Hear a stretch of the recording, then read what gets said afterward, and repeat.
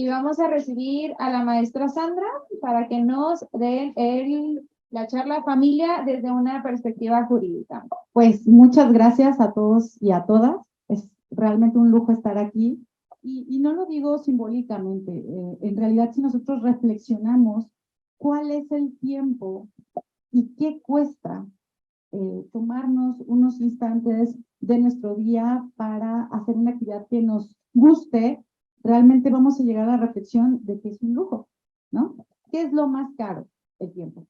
Entonces, vamos a tomarnos un instante para reflexionar justamente sobre esto. A mí me gustaría que iniciáramos esta plática, esta charla sobre la familia desde una perspectiva jurídica, reflexionando lo poderosas que son las palabras.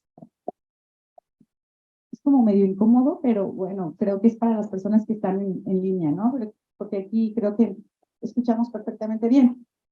Y digo, estas palabras que nosotros utilizamos de manera cotidiana, en todo momento, que muchas veces utilizamos sin darle la perspectiva que tienen, son capaces de edificar y al mismo tiempo son capaces de demoler, son capaces de bendecir y maldecir al mismo tiempo. Las palabras tienen un gran poder.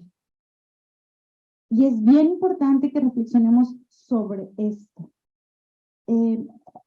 Nuestro idioma es esta herramienta a través de la cual podemos comunicarnos con nuestros semejantes a partir de conceptos establecidos. Hay una rama de la filosofía, es complicada, se llama semiótica, y habla justamente de esta representación, ¿no? Si yo, es más, vamos haciéndolo. En este momento les invito a que cierren sus ojos, si se sienten cómodamente, e imaginen una silla. Es un concepto que todos compartimos. Es decir, si no tiene respaldo ya no es una silla, ¿no? Es un banquito, tiene que tener, bueno, tiene que mantenernos fuera del piso, tiene que tener ciertas características que yo mágicamente ya las enuncié cuando dije silla. Abramos nuestros ojos y reflexionemos sobre esto. Una palabra nos transportó a un concepto que es universal y que todos compartimos. Pero, por ejemplo, vamos a hacer el ejercicio un poco más complicado. Alguien me dijo, ¿sabes cómo se llama a la cuchara con la que se sirve el helado? ¿Alguien lo sabe? Sí. Si yo les digo, cerremos nuestros ojos e imaginémonos. Voy a poner la palabra aquí. Un derelele. Por más que cerremos los ojos y nos lo tratemos de imaginar, si no conocemos el concepto, es decir, si no conocemos la palabra, pues vamos a estar pensando en un changuito con dos platillos, porque realmente ese concepto no lo imaginamos. Se entiende por qué es poderoso tomarnos unos minutos de nuestro tiempo para reflexionar sobre lo importante que es partir de conceptos comunes. Oye, yo entendí esto. Ah, híjole, yo quise decir otra cosa. Entonces es bien importante que nos cercioremos que estemos comunicándonos a través de conceptos comunes, ¿no?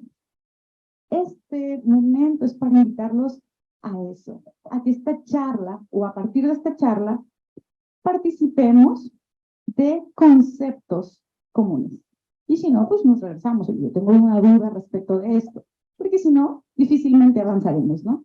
Entonces, estos minutos son justamente para que reflexionemos lo importante que es partir de estos conceptos comunes. ¿Alguna duda sobre la propuesta? Muy bien.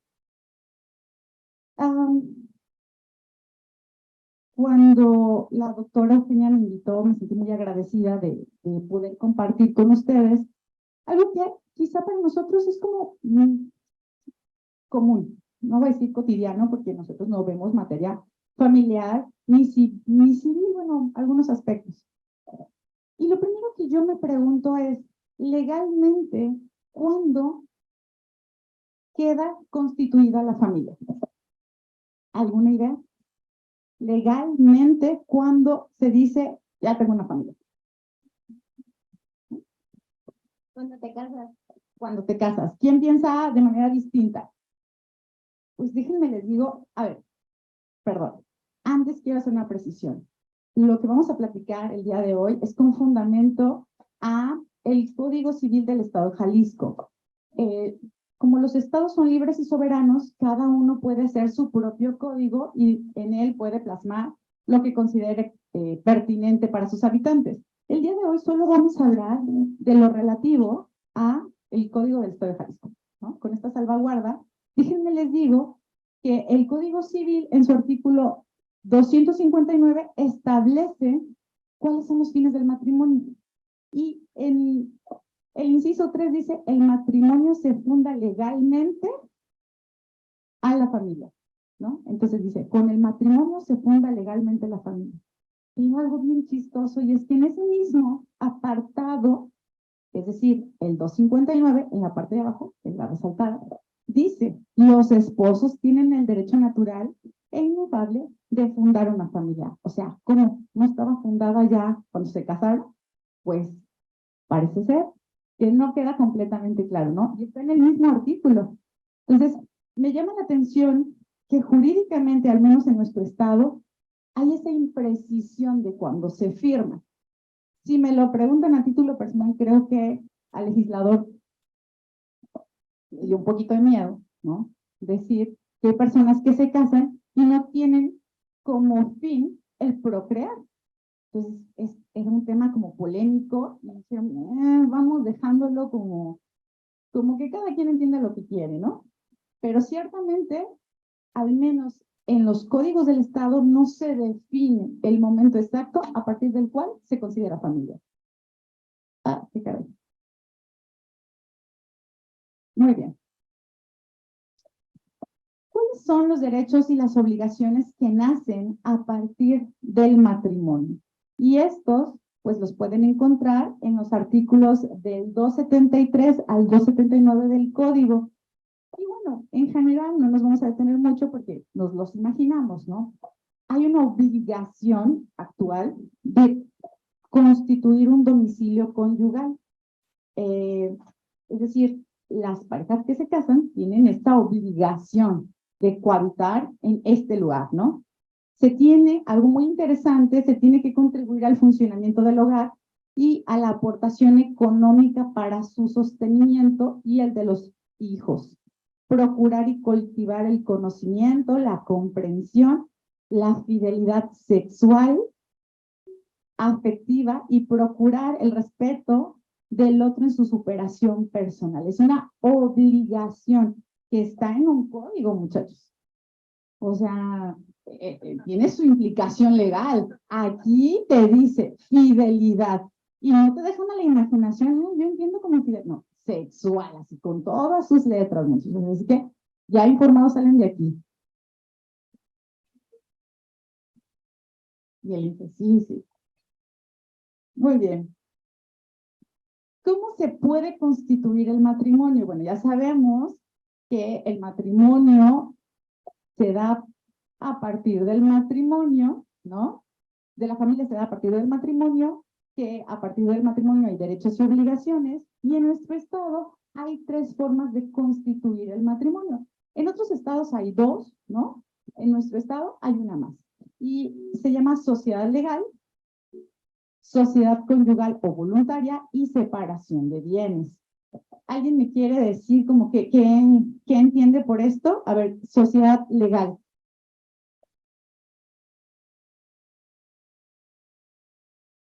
¿No? Clic, clic, clic, clic. Muy bien. O la que, sociedad conyugal. Eso es más fácil. Y les da risa. Separación de bienes. Bueno, algo que les quiero, es importante, me parece comentarles, es que mientras subsiste el matrimonio, tú puedes transitar de una a otra. O sea, eso para que lo tengan en consideración. Yo me puedo casar por separación de bienes, ¿no? Y mientras subsiste el matrimonio, yo puedo pedir que este régimen matrimonial se cambie. Incluso la ley determina conceptos bien locos que vamos a ir viendo. A mí me llamaban la atención algunos casos en particular. Y estos casos en particular son, ¿qué pasa cuando nos casamos bajo el régimen de lo que la gente dice bienes mancomunados? Y mi esposo, que se quedó como administrador, es bien despilfarrador. Y le pagan y va y toma y va a esos lugares en donde hay chicas así como con poquita ropa, y ya llega y sin dinero. ¿Qué pasa cuando el administrador de esta sociedad es despilfarrado, no es bien administrado? Legalmente, ¿qué puede pasar? Bueno, pues la ley te dice que mientras subsiste el vínculo matrimonial, tú puedes decidir mover o revocar al administrador. Es decir, decirle, somos 50 y 50, tú no la armaste como administrador de esto, pues yo voy a ser la administradora. ¿Y eso es legal? Sí, sí se puede, y se puede pedir en cualquier momento mientras subsista el vínculo matrimonial, ¿no? Aquí, por ejemplo, tengo esta nota curiosa que dice, ¿qué pasa cuando existe una mala administración? Y cuando hay un concurso de acreedores, incluso la quiebra, ¿se puede terminar la sociedad sin que termine el matrimonio? Y la respuesta es sí. Legalmente en nuestro estado se puede dar por terminado esa sociedad mientras aún puede subsistir el matrimonio. Y esto tiene que ver que es algo de carácter financiero. ¿Hasta aquí alguna duda? ¿No? Algo que me llamó mucho la atención es lo que dice el artículo 354, cuando dice que los esposos conservarán la propiedad de administración de los bienes que respectivamente les pertenecen y por consiguiente todos los frutos de esta, excepto en qué casos. Y la ley te dice, excepto cuando, por ejemplo, hayan sido dados en donación para los dos, para el matrimonio. ¿Sí han escuchado eso de las capitulaciones matrimoniales, de las donaciones matrimoniales, que se los dan al hijo y ahora a la futura nuera? Y entonces en esos casos puede determinarse que los frutos sean para los dos. El siguiente. Y hay muchas otras, digamos, que pudiéramos analizar a profundidad algunas conductas dentro del matrimonio, dentro de los diferentes tipos de régimen matrimonial. Pero finalmente, ¿qué pasa cuando este régimen se rompe? Y no por cuestiones de la administración, sino porque los esposos ya no quieren estar juntos. Bueno, déjenme les digo que primero yo busqué qué era el divorcio. Y el código no te dice qué es el divorcio. Te dice sus efectos jurídicos, pero no te define si es una herramienta, un mecanismo, la terminación. No.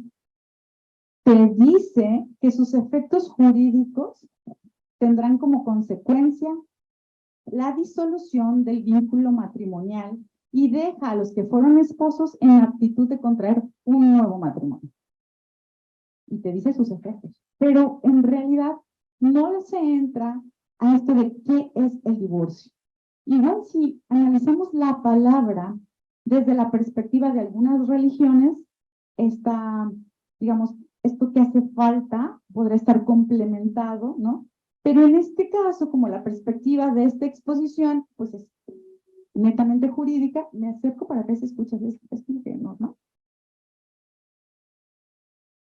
Ok, entonces, sí es bien interesante ver que, bueno, como los efectos del divorcio es la disolución del vínculo matrimonial y que tú puedes contraer matrimonio con otra persona, ¿no? Ha cambiado mucho.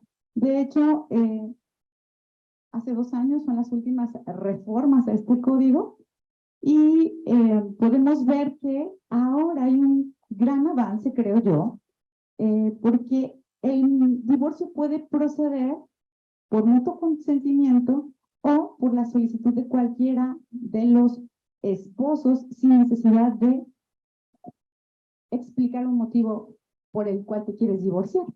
Hasta hace relativamente poco tiempo el divorcio era causado. ¿Qué quiere decir? Que debería haber una causal plenamente justificada, robusta, a través de la cual tú dijeras, autoridad, yo quiero separarme de ese hombre o de esa mujer, porque, y ya, ¿no? Le decías, tu causal, eso era bien importante, muchachos. Pero con las reformas que hemos tenido, pues actualmente tú te puedes divorciar sin ninguna causa. Bueno o malo, no sé, creo que quedaría como mucho tema para reflexionar, ¿no? Ahora bien, ¿cómo puede ser esta disolución del vínculo matrimonial denominado divorcio? Y bueno, pues el código te dice que hay un divorcio que se le denomina administrativo y que es relativamente sencillo, ¿no? Muchas de las veces decían, es que casarme fue muy fácil y divorciarme ha sido toda una locura, ¿no? Y era real. Entonces, un poco considerando estos argumentos, la autoridad determinó que pudiéramos tener algo que se llamara divorcio administrativo. ¿Y cuándo puede ser procedente un divorcio administrativo? Y el divorcio administrativo puede ser procedente cuando ambos esposos todavía decidan ponerle fin a su relación, ¿no? Entonces, sí tiene que haber ahí pues un acuerdo. Siguiente, que no tengan hijos o que no hayan procreado hijos durante o antes del matrimonio, o que si bien los tuvieron, estos sean mayores de edad, capaces y que no requieran alimentos. Eso es bien importante. Y la última es que hubieran liquidado la sociedad, ya sea conyugal o legal. Eso es bien importante, muchachos. Cuando decimos sociedad es como una empresa, es como un negocio. O sea, debe de haber finanzas sanas, debiera de haber reportes financieros y debería de haber un administrador de, ¿no? Por eso la ley es bien clara en ese sentido y te dice, debe de haber una liquidación, o sea, una liquidación en cuestiones económicas para posteriormente dar un finiquito, una terminación al vínculo, ¿no? Que se dio a través del matrimonio. No sé si esto quede claro o lo tenga que poner algún ejemplo. Creo que sería bien. ¿Alguna duda? Entonces, bueno, sí se necesita haber liquidado la sociedad, legal o conyugal. Y aquí es bien importante que no señala separación de bienes, porque en teoría, si se casaron bajo el régimen de separación de bienes, bueno, pues cada quien tiene lo que ha adquirido y no es necesario hacer una liquidación. Entonces, sería mucho más sencillo si estuvimos casados por separación de bienes, un divorcio administrativo, siempre y cuando cumplan lo anterior. Y esto se lleva a cabo, puede ser a través del oficial del registro civil, de un notario, o en nuestro estado puede ser a través de el instituto que hace las mediaciones. Entonces, es relativamente sencillo. Tú vas al instituto, acudes, bueno, tienen que ir los dos. Ahí exponen que ya no quieren estar juntos, que tienen una liquidación de su sociedad conyugal y que no procrearon hijos. Y creo que es básicamente un trámite administrativo, ¿eh? ¿Qué sucede cuando yo no cumplo con los requisitos para que pueda tener un divorcio administrativo? Entonces, tú tendrás que tener un divorcio por mutuo, en el mejor de los casos, ¿no? Y bueno, ya quedó claro que no se necesita tener una causal de divorcio. Uno simplemente acude y dice, ya me quiero divorciar, y en el mejor de los casos es trabajar con los dos esposos todavía para que tengan un acuerdo. El acuerdo por ley tiene que tener mínimo los siguientes 7 puntos, que son designación de quién va a tener la guardia y custodia de los menores, Dos, van a quedar o tienen que quedar plenamente establecidos las necesidades de, por ejemplo, si aún están embarazados o demás, cómo se van a cubrir estas necesidades, cómo se van a cubrir las necesidades de alimentos para los menores. Van a tener que establecer las visitas y la convivencia. También se tendrá que establecer en este documento la casa que servirá de habitación durante el proceso, porque no pueden, la ley te dice que mientras esté este proceso, tienen que habitar en lugares diferentes, ¿no? Y la cantidad de alimentos, quién le va a otorgar a quién, por concepto de qué, ¿no? La manera de administrarlos y dice ahí que en el caso que los cónyuges hayan celebrado el matrimonio bajo el régimen de separación de bienes, deberá de señalarse la compensación a la que tenga derecho aquel que durante el matrimonio se haya dedicado preponderantemente al desempeño del trabajo en hogar y en su caso al cuidado de los hijos, ¿no? Entonces esto es bien importante y creo que es un logro porque hasta hace muy poco tiempo, pues lo siento, tú no hiciste nada, adiós, bye, ¿no? Y actualmente aún hayan estado casados bajo la separación de bienes, si uno se dedicó pues a la crianza de los niños, tiene derecho a una compensación económica de los bienes que en conjunto llegaron a constituir. Entonces, todo esto es lo mismo que tiene que tener tu acuerdo para divorciar. Si no existe un acuerdo, muchachos, de verdad, un procedimiento que puede durar a lo mejor un año, puede durar muchísimo más tiempo. Entonces, generalmente sí se les instruye tanto el juez como los abogados que los representan a tener un acuerdo, ¿no? Híjole, ¿qué pasa en aquellos casos en donde las cuestiones son más extremas? Por ejemplo, donde exista violencia familiar. Antes decían intrafamiliar, violencia intrafamiliar y ahora es violencia familiar. ¿Alguien ha escuchado esta diferencia? ¿Le ha llamado la atención este cambio de concepto que a mí me parece interesantísimo? Y hablamos otra vez de los conceptos y de las palabras y el alcance que llegan a tener. Decían violencia intrafamiliar significaba adentro de la familia y por lo tanto se consideraba este tipo de violencia solo para aquellas personas, ¿no? Que formaban parte de la familia en estricto sentido, es decir, papás, hijos, ¿no? Pero con este concepto de violencia familiar es un ecosistema mucho más grande y entonces habla de aquella violencia que ejerce, sí, a los miembros de una familia, pero el novio, el pretendiente, pues, no sé, galán en turno de la mamá, de la hija, sí, o sea, es muchísimo más amplio el concepto, ¿no? Se hace así de amplio porque pues la realidad no supera, ¿no? El derecho es un ente dinámico y va cambiando conforme la sociedad pues lo va requiriendo. Entonces, sí vieron que el término familiar, pues que intrafamiliar quedaba corto, ¿no? Que tenían que pues abrirlo. Entonces, en este sentido, estos casos de violencia familiar tienen medidas muy particulares. Por ejemplo, bueno, y hay casos muy específicos cuando, por ejemplo, el matrimonio es para o con personas, por ejemplo, del ejército, hay medidas cautelares de cajón, así se ponga en el mejor de los planes, hay medidas precautorias que la institución tiene para las familias que tienen un elemento castrense, ¿no?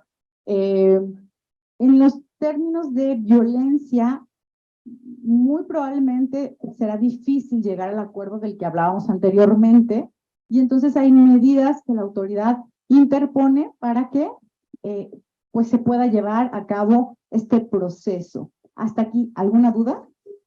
Ahora sí, creo que llegamos a la segunda parte de esta charla y es, ¿qué pasa cuando ya nos dimos cuenta que somos familia, cuando ya nos dimos cuenta que tenemos derechos y obligaciones? ¿Qué pasa con este concepto que en derecho llamamos alimento? Y digo en derecho porque el concepto de alimentos en otras disciplinas tiene connotaciones muy distintas, ¿no? En derecho, alimentos significa no solamente lo que comes, lo que vistes, lo que necesitas para estudiar, para proveerte de un medio lícito para vivir, contempla gastos hospitalarios, contempla, por ejemplo, no sé, a lo mejor gastos de terapia, etcétera, ¿no? Alimentos es un concepto muy amplio y la ley lo tiene perfectamente definido. Creo que está en el artículo 439 del Código Civil y dice que comprenden comida, vestido, asistencia, gastos en el embarazo, en el parto y también todo aquello que conlleve a que tú proporciones un medio honesto de vida para tus hijos. Y la pregunta es, ¿quién entonces debe de dar alimentos? Y la respuesta más común será los padres a los hijos. Pero también es recíproco de hijos a padres. Hay un dicho mexicano que dice que un padre sacó 7 hijos, ¿verdad? Pero 7 hijos muchas veces no mantienen a un padre. Y eso es real. Pero sí existe una obligación, al menos legal, de alimentos de manera recíproca. Hay otros casos en los cuales los alimentos quedan si te llegas a sorprender. Vamos a hablar sobre estos. Y te dice la ley, lo primero que tienes que determinar para saber si tienes o no derecho a alimentos es el parentesco. Y existen diferentes tipos de parentesco. El que llamamos de consanguinidad, ¿no? Que, bueno, pues descendemos de un tronco común o ascendemos de un tronco común. El de afinidad, porque finalmente, pues si tú te casaste con esta persona con la cual eres afín, pero tú tienes un vínculo con su familia y esa familia también tiene un vínculo contigo y este es por afinidad. Y el denominado parentesco civil y este tiene derechos y obligaciones poco explorados. Yo les quisiera decir que este se refiere a la relación que tienen adoptado y adoptante, que al menos en nuestro estado hay 2 tipos de adopciones, semiplena y plena, y es en la adopción plena donde tienes todos los derechos y todas las obligaciones como si tu relación fuera consanguínea. Entonces es bien interesante porque si adoptas a un menor, tú tienes todas las obligaciones como si fuera tu hijo consanguíneo, ¿no? Y él tendrá las obligaciones para contigo como si fuera su padre o madre consanguínea, ¿no? Entonces, pues esto que les acabo de decir está comprendido en estos artículos y es bien interesante, ¿sí? Fíjate que esa es una buena pregunta porque la edad es un concepto que la ley no tiene muy preciso, es decir, mucha gente dice, la mayoría de edad, pues no. La obligación de darse alimentos subsiste incluso pasada la mayoría de edad, ¿no? Sí, debe de haber algunas cosas que hay que salvaguardar, la ley lo determina, pero, por ejemplo, en el caso de los padres que dan alimentos a sus hijos, su obligación, ahorita vamos a ver cuándo termina, cuándo cesa esa obligación, pero sí subsiste más allá de los 18 años, ¿no? Me gustaría antes hablar sobre los alimentos que se pueden dar entre esposos, porque hay una obligación de darse alimentos aun cuando queda disuelto el vínculo matrimonial. Entonces, esto es bien importante y esto es muy de género, porque tanto estamos obligados las mujeres hacia los hombres como los hombres hacia las mujeres en términos prácticos, ¿eh? Entonces, ¿a quién o qué cónyuges pueden pelear alimentos después de disuelto el vínculo matrimonial? ¿Alguien tiene alguna idea? Cuando no tienen un medio de subsistencia, ¿no? Ya sea por incapacidad, puede ser física, puede ser psicológica, ¿no? O también cuando como parte de su actividad de vida no ha sido el generar recursos, ¿no? Es decir, se quedaron en la casa criando a sus hijos, haciendo labores propias del hogar y entonces pues se dan cuenta que en una realidad laboral tan feroz como la que tenemos, pues ya no tienes una capacitación, ya no tienes un currículum pues actualizado, etcétera, etcétera, no tienes la edad promedio en la que te quieren contratar y entonces podría pelear alimentos, ¿no? Los padres, te digo que también pueden recibir alimentos de sus hijos cuando sean incapaz de sostenerse, ¿no? A mí me contaba una persona muy cercana a mí que ella es miembro de una familia en la cual se vivió violencia. Su mamá en aquellos tiempos tuvo 4 niños y el papá la golpeaba un día sí y otro no. Y un día se fue, ¿no?, a comprar cigarros y nunca regresó.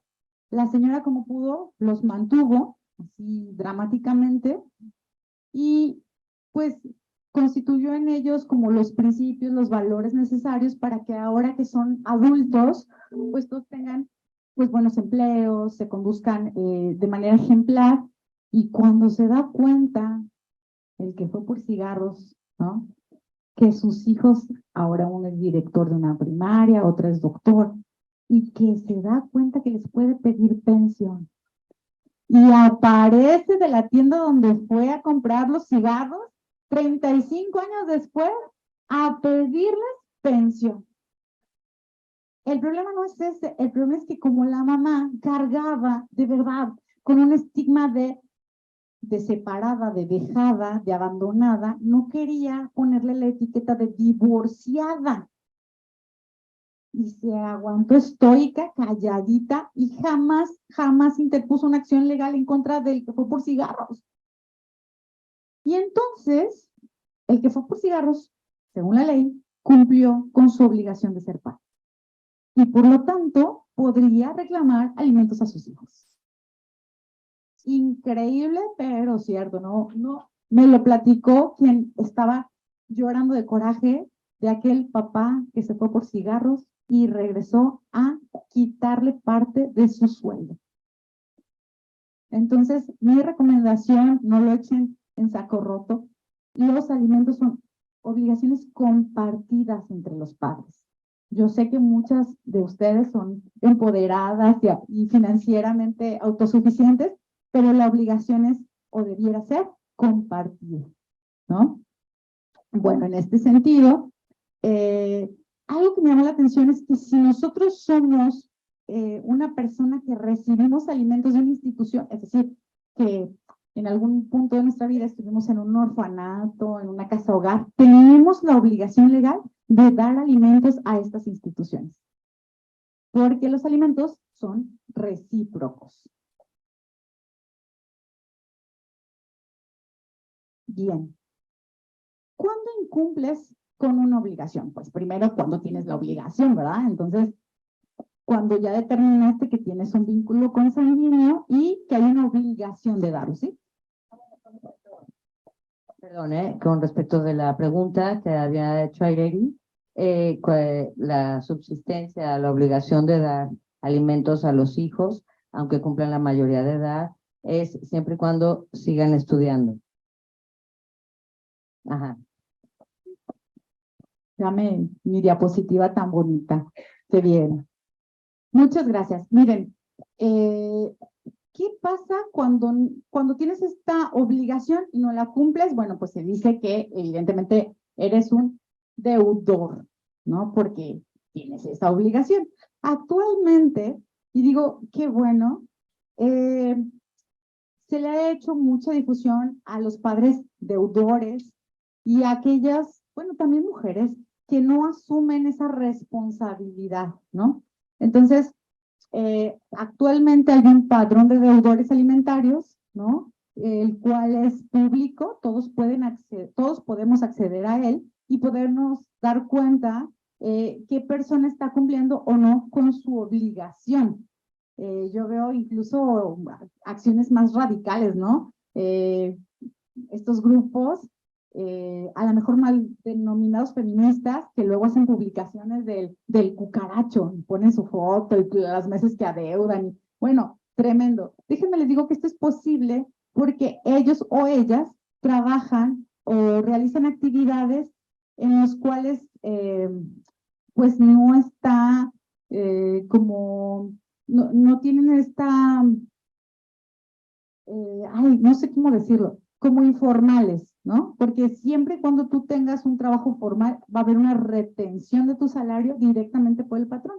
Entonces, cuando no tienen este tipo de actividades, bueno, pues es difícil que las personas que les van a pagar pues tengan un porcentaje para dejarlo para las obligaciones que tienen. Déjenme les digo que las deudas alimentarias son el número uno de los acreedores. O sea, a ver, voy a ponerlo así. Yo soy empresario y tengo muchas deudas, tengo un concurso de acreedores, ¿no? Pues encima de ellos siempre serán los deudores alimentarios. Le ganan a los títulos laborales, a los mercantiles, son las estrellas. O sea, tú tienes un crédito alimentario y ya sabes que te van a pagar antes de cualquier persona.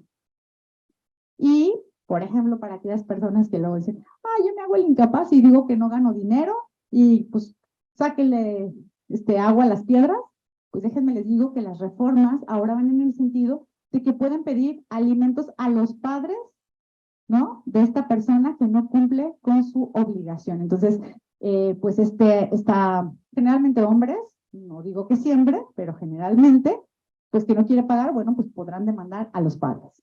Y los padres ya son grandes y reciben pensión, pues de ahí, ¿no? O los padres tienen una casita, pues igual como acreedores pudiéramos implementar medidas cautelares para que no dilapiden, pues eso que podría ser el sostén de el menor, ¿no? Entonces, sí, está complicado en algunos estados, en el de nosotros no, pero incluso están contemplando medidas tan extremas como no otorgarles INE, no otorgarles el pasaporte, y otras prerrogativas ciudadanas comunes a aquellas personas que se cataloguen como deudores. Entonces, está interesante esto. Ahora sí. ¿Cómo concluye la obligación? Bueno, la primera te dice que cuando el que tiene carece de medios para cumplirla. Imagínense ustedes que tengo la obligación de mantener 2 chiquitos, pero pues estoy en coma, ¿no? O sea, no puede, en ese tiempo no, o sea, la ley dice, me consta que no puede generar y por lo tanto, esta obligación no lo podemos obligar a dar alimentos. Cuando el acreedor alimentario deja de necesitarlos y la ley te dice, en general, cuando tú le otorgaste un medio de subsistencia. Este medio de subsistencia puede ser una profesión, puede ser un oficio, ¿no? Y tú pagaste, por ejemplo, que se enseña a maquillar y poner uñas, y ese es un oficio, y entonces hasta que concluya su formación como estilista, pues tú hasta ahí terminarías tu obligación de dar alimentos. Cuando en casos de injuria o falta o daños graves inferidos por el alimentario contra quien debe prestarlos, ¿no? Imagínense ustedes, no sé, el hijo que ya siendo mayor de edad, pues empieza a decir cosas terribles de los padres, ahí la ley también determina que puede, en algunos casos, termina esta obligación, ¿no? Cuando la necesidad de los alimentos depende de la conducta viciosa o de la falta de aplicación del trabajo del alimentario, mientras subsistan causas. O cuando el acreedor alimentario, sin el consentimiento de quien debe dar los alimentos, abandona la casa de este por causas injustificables. En el caso de los alimentos entre cónyuges, termina también, y habría que agregarlo, cuando el que recibe alimentos vuelve a contraer matrimonio, porque pues ya no dependerá de su ex esposo, ¿no? Entonces, más o menos hay diferentes causas a través de las cuales, pero no hay una edad, ¿no? Porque, por ejemplo, tú tienes un niño incapaz y tendrás la obligación de darle alimentos hasta que te sea posible, ¿no? Porque él no tendrá medios para subsistir. Entonces, sí, no hay, digamos, una edad. Sí, sé que fue una exposición muy rápida para un tema tan profundo en el que, pues, hablamos de generalidades y en realidad creo que se merecen casos específicos, ¿no? la diversidad en la sociedad es tan grande que muy difícilmente abordaremos como todas las tonalidades que hay en ella, pero espero que haya sido pues de interés y que les haya aportado algo. No sé si alguien quisiera agregar algo más. Del caso del deudor alimentario, porque eso fue el señor que se fue, así me quedé preocupado. Porque que no puede la señora, porque si es una sociedad, ¿no? Entonces él abandonó y pasaron 35 años, pues allí hay una evidencia donde pues él está teniendo una deuda, ¿no? Y si esta sociedad, pues ella podría decir, la esposa, no, pues te falta tanto recurso que debió de haber llegado a la familia.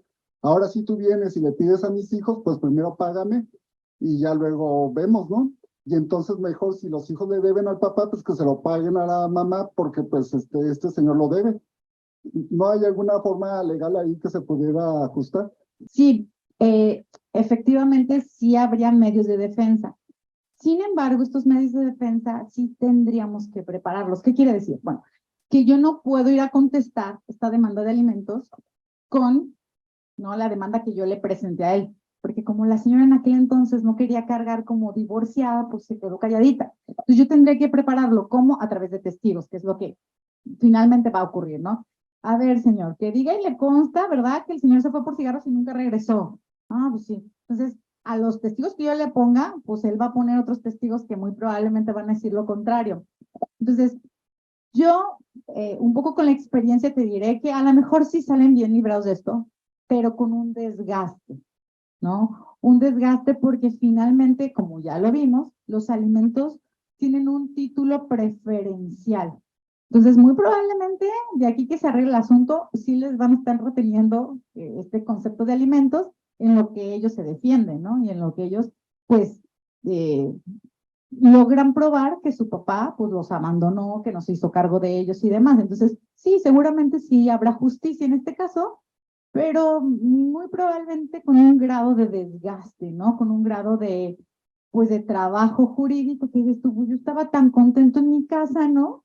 Trabajando, este señor se aparece y ahora sí que, ¿cómo le hago? Entonces, y peor, porque para meterle más, de los 4 hermanos solamente uno estaba casado y con hijos. Entonces, es el único que puede argumentar que tiene una obligación con su niño. Los otros 3, al ser solteros y no tener hijos, pues, pero candidatos ideales para los alimentos del señor, porque ¿qué otra obligación puede tener, no? Entonces, el señor le calculó perfectamente su regreso triunfal de los cigarros. Sí, no crean que no estuvo asesorado, ¿no? Entonces, sí, respondiendo concretamente sí se puede, pero muy probablemente sí va a ser una etapa de desgaste, ¿no? Entonces, sí, la recomendación es que si ustedes tienen que dar alimentos, lleguen a un buen acuerdo. Y si esto no es posible, sí demanden por alimentos. No porque sean mujeres empoderadas, con buenos sueldos y demás, digamos, sean magnánimas y les perdonen a los papás o las mamás de sus hijos el ser desentendidas con ellos, ¿no? O ser desentendidos con ellos. Sí debe de haber un antecedente. ¿Alguna otra pregunta? ¿Podría, por favor, ahondar un poco más sobre cómo se puede cambiar o, en su caso, disolver o cancelar la sociedad conyugal antes del divorcio? Sí. Creo que a lo mejor esto lo hablamos de manera muy rápida, pero, por ejemplo, nosotros nos casamos por lo que la gente conoce como bienes mancomunados, ¿no? Que es a partir del matrimonio, todo lo que se haga será 50 y 50, ¿sí? Entonces, muchas veces en las herencias, esto como que no queda muy claro, en las herencias dice, ay, se murió mi papá para repartirnos. Sí, pero para repartirnos el 50% de los bienes de su papá, porque todavía subsiste su mamá y ella es dueña del otro 50, ¿no? Entonces, sí, esta régimen matrimonial de bienes mancomunados, vamos a llamarlo así, puede cambiar. Vamos a poner ejemplos. Yo quiero comprar mi casa, pero este señor con el que me casé no quiere poner ni un peso. O sea, entonces yo me voy a aventar la droga, yo me voy a aventar todo, y pues como tú puedes pedir, por ejemplo, una capitulación matrimonial y dices, pues nosotros somos 50 y 50 todo, pero esto que apenas voy a adquirir, ojo aquí, apenas voy a adquirir, quiero que se tenga una capitulación matrimonial, y tú vas a un notario y te dice, ok, 50 y 50, pero sobre este bien, el 100% será para él. ¿Me voy a entender? Eso se puede en nuestro estado, en otros estados, este concepto como híbrido no aplica, ¿ok? Este régimen de capitulaciones matrimoniales sí se puede en Jalisco. A ver, por ejemplo, yo tengo sociedad de bienes separados. Y en algún momento, ¿no? Veo que por cuestiones de impuestos, por cuestiones, etcétera, nos conviene cambiar a la conyugal. Y entonces, yo puedo pedir este cambio de régimen matrimonial, siempre y cuando subsiste el matrimonio, ¿no? Entonces, independientemente del momento en el que se encuentren, ustedes pueden hacer un cambio de esto. Hay cosas que de default no entran en una sociedad. Voy a poner como ejemplo las donaciones. Las donaciones son para la persona las que fueron donadas y son exclusivas para ella y no para el matrimonio, a menos que quede estipulado que era para el matrimonio, ¿no? Y también pueden determinar el porcentaje en el que se da esto. Las donaciones, muchachos, son revocables. Entonces, puede entrar esta donación, pero en algún punto puede revocarles la donación o pudieran ser revocadas las donaciones. Las donaciones son revocadas generalmente por ingratitud, ¿no? Entonces, si tú te portas mal con la persona que te dio la donación, esta persona puede quitarte. No sé si quedó más o menos claro, ¿no? Si quisieran más información, pues habríamos que analizar el caso en particular, y si quisieran proteger todo, una parte, un periodo, etcétera. Pero déjenme les digo que esto es posible y no se hace a lo mejor por falta de conocimiento, ¿no? Que la gente no estamos tan empapada de esto, pero es posible y no tiene nada que ver con divorciarse. Tiene que ver con tener pues estos mecanismos de protección al patrimonio de la familia. Hay algo que se llama patrimonio de familia, y la ley te determina que es un monto, por ejemplo, una casa de cierto valor, un auto de cierto valor, herramientas para un oficio que son inembargables, dice la ley. Y esto se puede constituir como patrimonio de familia dentro justamente de un matrimonio, ¿no? No sé si existe alguna otra duda, ¿no? Yo, Sandra, hace tiempo habíamos hablado del término infantes y los alimentos. Entonces, si pudieras ahondar en los alimentos y hasta cuándo un niño o un bebé es infante. Sí, es interesante, muchas gracias.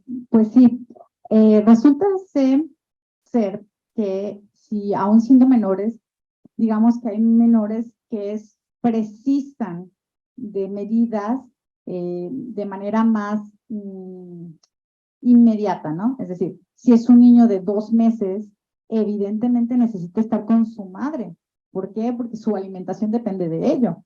Entonces, las medidas que tienes que darle a este menor que se considera infante por su edad serán especiales, ¿no? Porque tú no puedes, por más que la mamá sea mala, así, imaginémonos mala, malota, no puedes separarla de él, porque pues el niño, su alimentación a los 2 meses es, o debiera ser, de la mamá. Entonces, hay medidas especiales, ¿no? La ley dice, vamos a proteger a todos los niños, pero dentro de la protección de los niños y las niñas, hay medidas especiales para los más pequeñitos, porque su condición pues de indefensión es tal que no puedes tardarte. O sea, ellos comen cada 3 horas, ¿no? No les importa si se pelearon, si tienen dinero o no. O sea, su condición es tan apremiante que de no hacerlo pueden morir. Entonces, es diferente un infante que se considera más o menos cuando deja de ser lactante, ¿no? Incluso hay legislaciones que hablan hasta los 2 años, tienes que tener estas medidas específicas con ellos.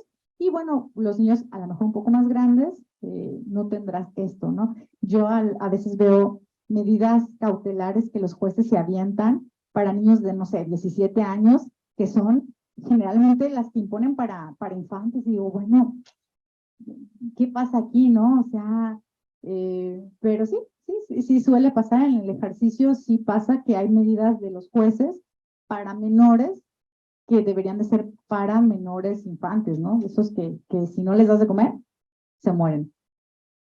No sé si quedó más o menos, ¿sí? Ahí la obligación de alimentos, ¿cómo es? Bueno, dependiera de cada caso, pero si los dos padres trabajan, serán 50 y 50, y si solamente hay un proveedor, bueno, él tendrá que garantizar las necesidades del menor antes que del todavía esposo o esposa, ¿no? O sea, primero siempre están las necesidades del niño, y las medidas cautelares son, por ejemplo, aunque el señor quiera controlarla con el dinero, pues como el bebito es tan chiquito, no puede ser separado de su madre por esa razón, ¿no? Entonces, el juez siempre va a decir, se va a quedar con la guardia y custodia a la mamá, pues por esta razón, ¿no? Y ahorita lo vemos relativamente sencillo, pero imaginémonos que estos problemas trasladados a un panorama global. Yo estaba hace poco cursando parte de las materias del doctorado, y hablaban esto, imagínenlo ustedes en la Unión Europea, donde una española se casa con un musulmán y allá no hay de que lo necesitas o no lo necesitas. Entonces, la Unión Europea gestionando medidas de igualdad y demás, y pues en el mundo musulmán eso no se entiende, ¿no? Entonces le quitan, aunque sea infante, la guardia y custodia a la mamá, y se los llevan a Dios sabe dónde, ¿no? Y está bien visto. Entonces, estos son grandes retos que tenemos en materia familiar a nivel global. Más o menos algo relacionado es cuando el matrimonio ocurre en otro estado. Por ejemplo, no sé, 30 años ya llevan viviendo en otra región, en otro estado donde no se casaron. Ahí modificaciones como las que has comentado tendrían que regirse de acuerdo al Código Civil de donde tuvieron el matrimonio, donde contrayeron el matrimonio. Está interesante porque, por ejemplo, aquí en nuestro estado no nos podemos casar con personas del mismo sexo. ¿Sí sabían ustedes eso? En otros estados esto es viable, se casan las personas, pero en Jalisco no nos podemos casar. Pero en Jalisco hay un reconocimiento de los matrimonios realizados en otros estados. Entonces, lo que en la realidad pasa es que tú te vas y te casas pues a la Ciudad de México, por ejemplo, y aquí hay un reconocimiento de ese matrimonio, pero aquí el acto jurídico no se celebra, ¿ok? Y opera de la misma manera en este caso, es decir, tú te casaste en Tamaulipas, ¿no? Y si tu domicilio conyugal está establecido en esta ciudad, te aplicarán las leyes de esta ciudad. Si tu domicilio está establecido, por ejemplo, que tú vengas y labores aquí, pero tu esposa y tus hijos todavía sigan en Tamaulipas, entonces se aplicarán las de allá, ¿sí? No sé si más o menos sí. Y siempre se va a aplicar la legislación en beneficio de los menores, siempre. O sea, si en ese estado no hay las reformas que aquí, pero benefician a los menores, entonces pudiera pelearse la legislación que más beneficie a los menores. Siempre se va a proteger eso, siempre, siempre. No sé si haya alguna otra pregunta. ¿Sí? Dice, ¿están obligados los padres a dar alimentos a hijos que tienen mayoría de edad y siguen estudiando, pero su grado escolar no es acorde a su edad? Por ejemplo, de que tienen 18 y van en segundo de prepa. Sí, sí están obligados. Pues, ¿qué les digo? No todos salimos o no todos salen buenos para cursar en el tiempo que está estipulado, pero sí, la respuesta es sí. Y si termina y le sigue con la maestría y sí. Así el viejo adagio de vive de tus padres mientras te mantengan tus hijos. ¿Eh? No.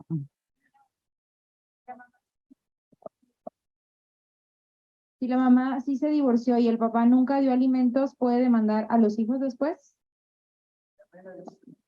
Si la mamá se divorció y nunca demandó los alimentos a sus hijos, el papá que nunca dio alimentos puede mandar a sus hijos, pues, sí, ya lo vimos. El problema es que pues no hay un antecedente jurídico que diga que él no fue responsable. Entonces, sí tiene que haber, o la recomendación es que sí haya, porque aunque se puede pelear, ¿no? Que no fue, que estuvo ausente, etcétera, pues esto va a conllevar algún tiempo, ¿no? Y entre que son sí o no, recordemos que es un crédito preferencial el alimentario. Entonces, sí puede. ¿Alguna otra pregunta? Así.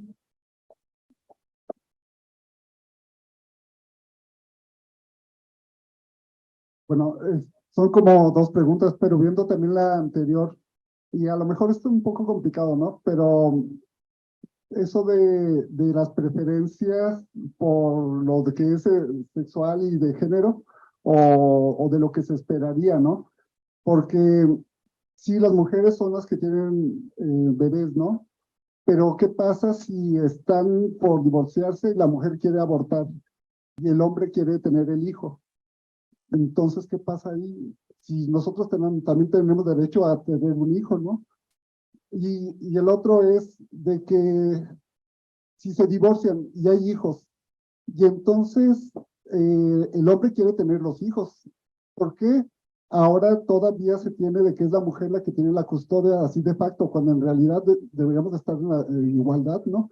Si ella trabaja y yo trabajo y nos vamos a divorciar y yo me quiero quedar con mis hijos, deberíamos de estar al 50-50 y no de que, porque ella es la mamá, ella es la mujer, ahí ya eso es un prejuicio y entonces está jugando en contra del hombre.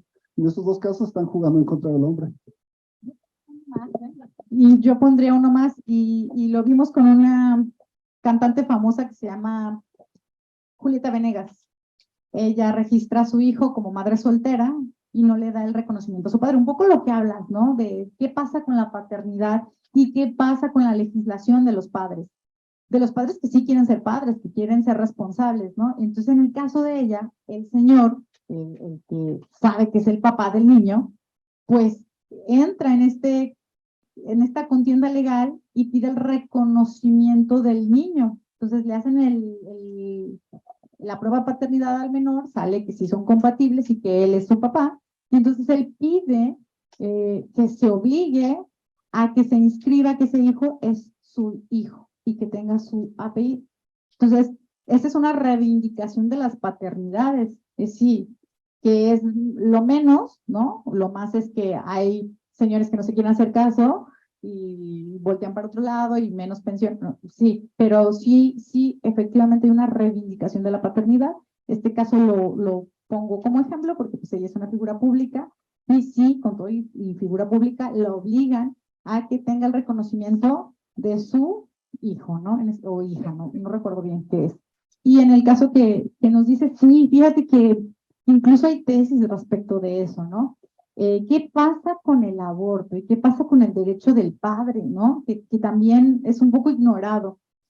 Y bueno, si es materia de controversia, tanta que depende en el estado que estés, es la visión y el posicionamiento que existe, ¿no? O sea, mientras hay estados en donde no se, el aborto no es bajo ninguna circunstancia legal, hay estados en los cuales pues te dicen, bajo estas circunstancias, sí, adelante, y hay estados que son como a la mitad, ¿no? Entonces, ese caso en particular que planteas deberíamos de ver por qué se da el aborto, en qué estado se da, cuántas semanas se tiene, etcétera. Yo creo que, híjole, ahí sí tendremos que analizar como los pormenores pero sí es bien importante hacer mención de que sí falta legislación respecto de las paternidades responsables. O sea, esto que tú planteas de yo quiero tener la guardia y custodia de mis hijos de la misma manera que mi ex esposa es bastante viable, ¿no? Y lo que están implementando en la actualidad, al menos en Jalisco, es que a partir de cierta edad los niños pueden determinar con quién quieren quedarse, pero sí tienen que tener cierta edad, ¿no? Hay un juzgado, los juzgados familiares ahora son como que incluso tiene una salita, ¿no? Donde está una atención muy integral, hay especialistas en esto, platican con los niños y tratan de hacerlo de una manera amigable, porque muy al principio, pues imagínense en un juzgado, ¿no? En donde pues el ambiente es un poco álgido, donde se están gritando, no sé, otras personas, ¿no? Donde les estás diciendo esto, pues los niños, pues sí era traumante, ¿no? Y ahora, bueno, pues hay juzgados que tienen instalaciones especiales para que los menores vayan, platiquen con un especialista y puedan determinar cuál es lo mejor para ellos, ¿no? En este caso. Pero sí, yo coincido con eso de que sí falta legislación sobre la paternidad responsable. Bueno, a mí me parece un tema interesante. ¿Alguna otra duda? ¿Algún otro comentario? Pues ha sido un placer. Ah, ¿sí?